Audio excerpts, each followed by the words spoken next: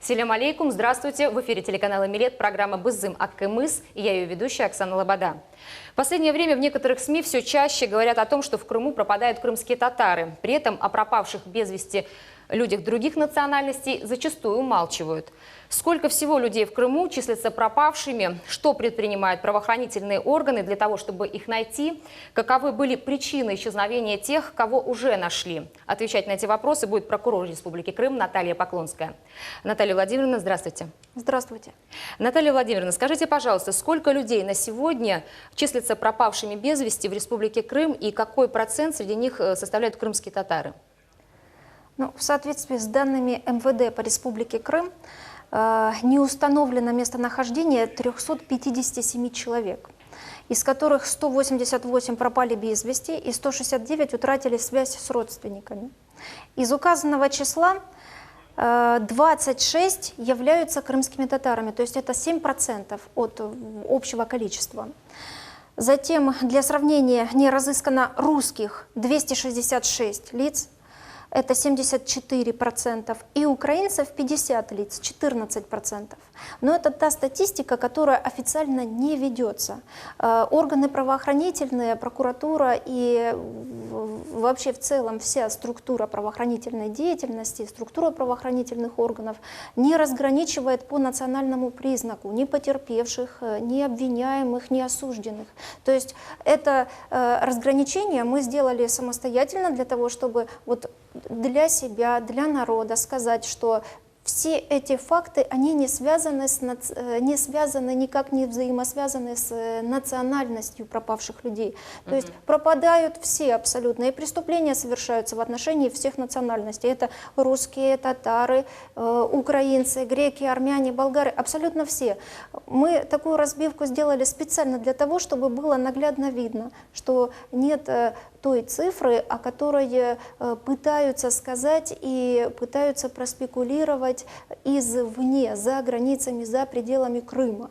То есть это так называемые члены запрещенной организации в Крыму, в Российской Федерации, члены Меджлиса. То есть специально пропагандируя и показывая, акцентируя внимание на то, что пропадают лишь крымские татары. Нет, это не так. Пропадают люди любой национальности, не связаны с этим признаком. Поэтому в данном случае на территории республики, согласно отчетности и статистике, в период с марта 2014 года по настоящее время, то есть это уже практически 2 года, зарегистрировано 10 преступлений по фактам похищения людей. По признакам статьи 126 Уголовного кодекса Российской Федерации, из которых 3 преступления совершены в отношении крымских татар. Это похищение Абселямова, Ислямова и Джепарова. То есть по данным фактам уже возбуждены уголовные дела и проводится предварительное расследование. По Ибрагимову Эрвину Умаровичу по данному факту возбуждено уголовное дело по признакам части 2 пунктам А и В статьи 126 Уголовного кодекса Российской Федерации как раз таки по факту похищения Ибрагимова. То есть это необходимо отметить, что фамилии, которые я указала, Ислямов и Джепаров, они фигурируют в одном уголовном деле. 3 уголовных дела, фамилии я назвала 3, но поскольку в одном уголовном деле фигурируют 2 фамилии, 3-я это как раз таки и Ибрагимов Эрвин Умарович, по которому, по факту похищения которого и возбуждено тоже по 126 Уголовного кодекса Российской Федерации. По версиям пропажи Ибрагимова, можно назвать 3 основные версии. Это похищение, которое совершено ранее судимыми лицами за аналогичное преступление с целью получения выкупа, с целью шантажа, с целью получения выкупа у родных и близких похищенного. Вторая версия похищения могли совершить лица, связанные с коммерческой деятельностью Ибрагимова. То есть тоже это общекриминальное похищение, которое вызвано и совершено по мотивам урегулирования каких-либо коммерческих интересов. То есть либо Ну, я не буду вдаваться в подробности, поскольку не надо уж слишком детально об этом рассказывать. А также третья версия – это похищение с целью дестабилизировать ситуацию в Крыму и сделать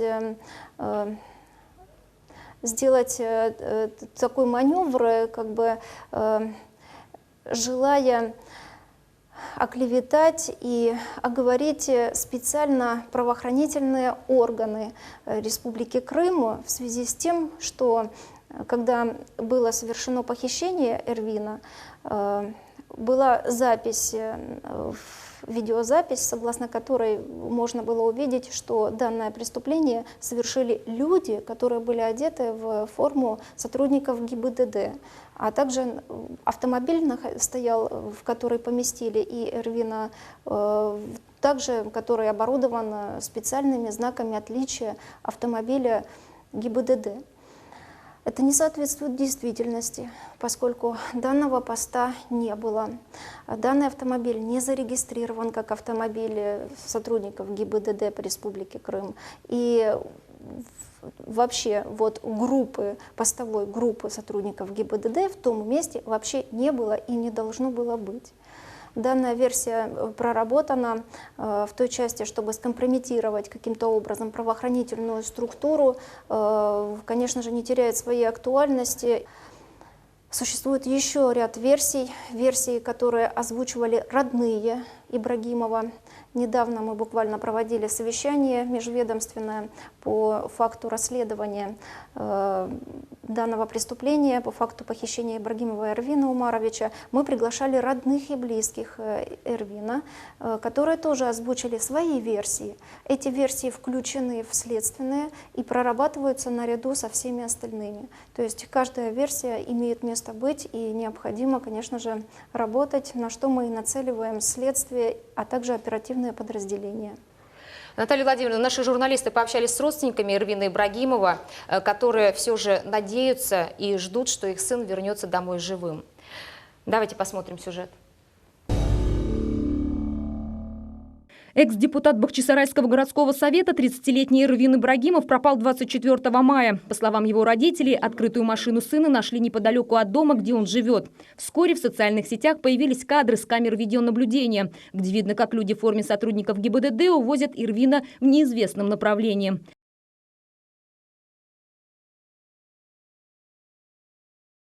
По данному факту Следственным комитетом по Республике Крым было возбуждено уголовное дело по статье «Похищение человека». В органы внутренних дел поступило заявление от гражданина Ибрагимова об исчезновении его сына. Это заявление было принято, зарегистрировано в установленном законом порядке. И сейчас сотрудниками полиции предпринимаются все меры по установлению местонахождения человека. Человек разыскивается. Спустя время возле одного из баров в Бахчисарае местные жители нашли документы похищенного – паспорт, трудовую книжку и водительское удостоверение. Друзья и знакомые Эрвина характеризуют его как доброго и отзывчивого человека, готового прийти на помощь. Его отец, Умер Ибрагимов, рассказывает, сын в последнее время не занимался политической деятельностью. Наоборот, хотел организовать собственный бизнес, открыть свое кафе, но не успел.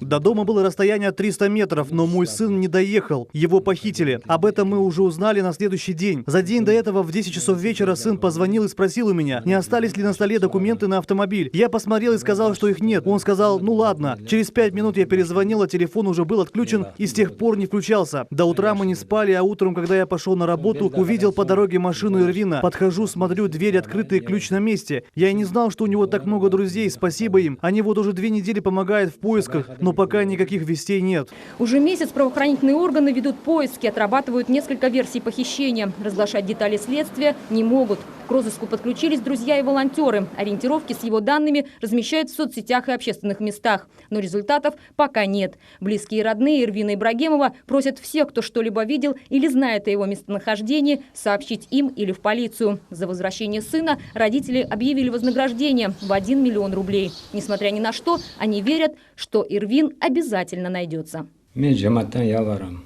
Народ, я очень прошу вас, если вы что-то видели, слышали, знаете, пожалуйста, сообщите нам. Для нас это очень важно.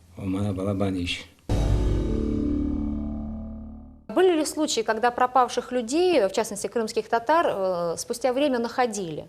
И с чем было связано их исчезновение? Можно ли привести какие-то примеры? Конечно, были случаи и имеют место быть в настоящее время. Есть примеры нахождения девочки. Я, к сожалению... Эльвины Розаковой, да, которая в январе пропала? Да, да, она в январе пропала, ее вернули, она была обнаружена, она вернулась, рассказала, почему, по какой причине она уходила из дома. Вот, живая, слава богу, все хорошо. Но есть факты обнаружения и трупов пропавших людей.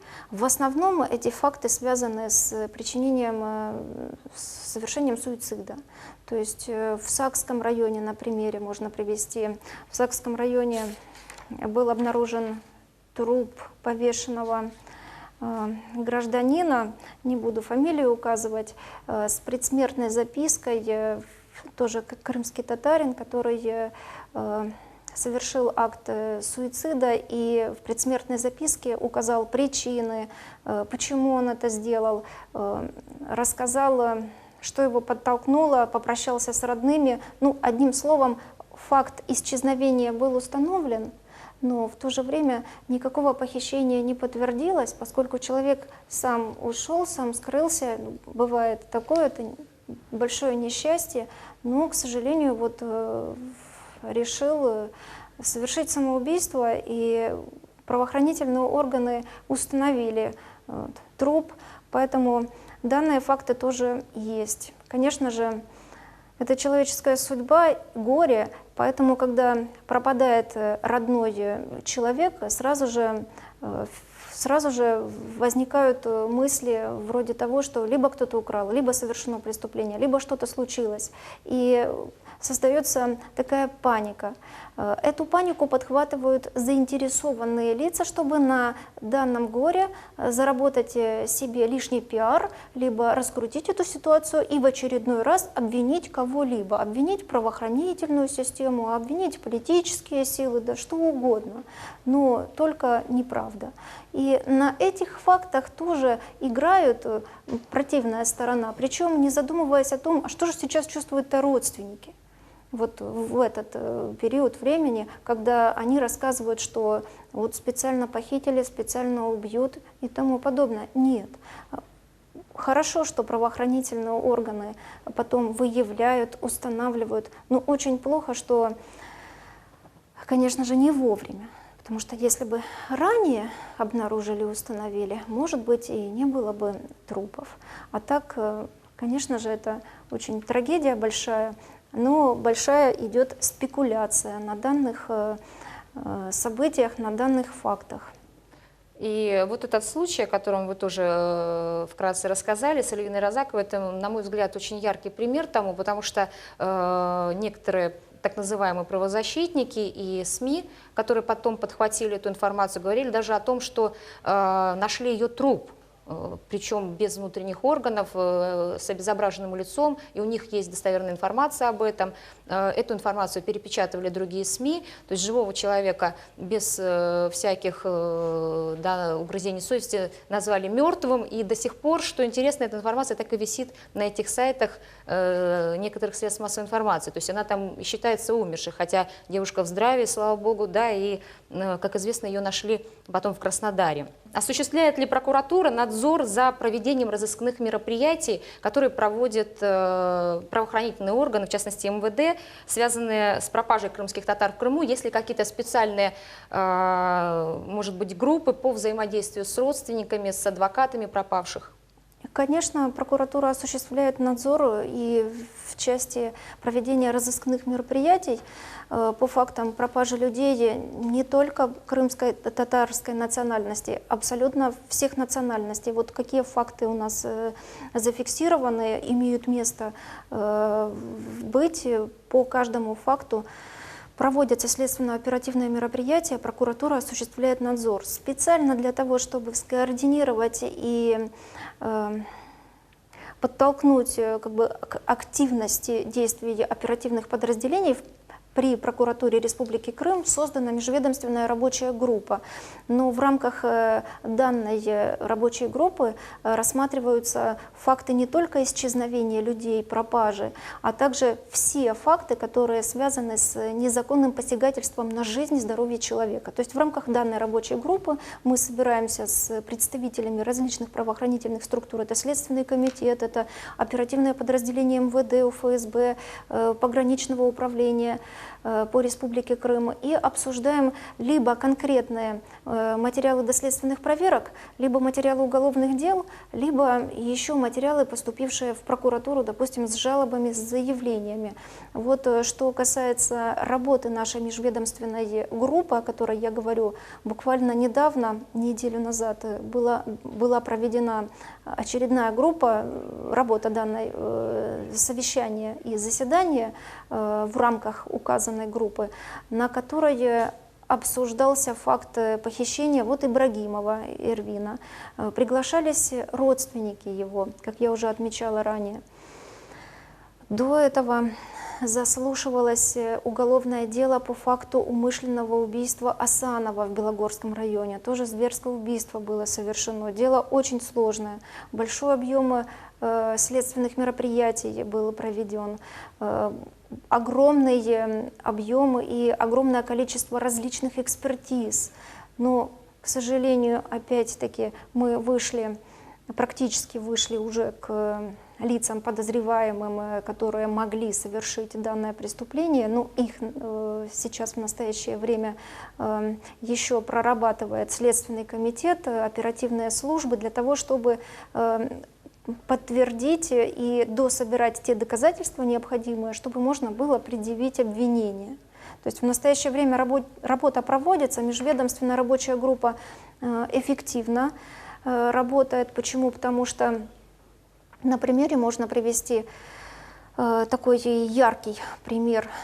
В результате неоднократных заслушиваний материалов пропажи двух женщин в Раздольнинском районе было установлено, что оперативные службы не проработали одну из версий, пассивную позицию проявили, и по требованию прокуратуры вышли непосредственно по указанному в требованию прокурора адресу к указанному человеку для проведения обысковых мероприятий, и в ходе выполнения требований прокурора следователь с оперативными подразделениями в доме у данного человека обнаружил скелетированные 2 трупа, убийство раскрыто, сейчас указанное лицо уже осуждено и отбывает установленное приговором суда наказание. Поэтому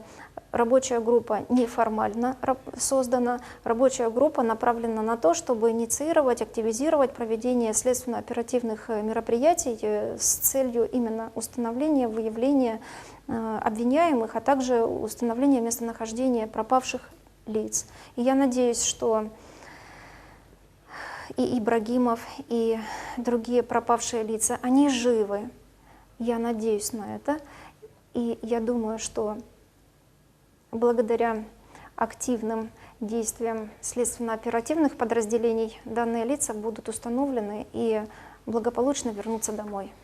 Спасибо большое, Наталья Владимировна, за то, что вы пришли к нам сегодня в студию. Наша программа уже подошла к завершению.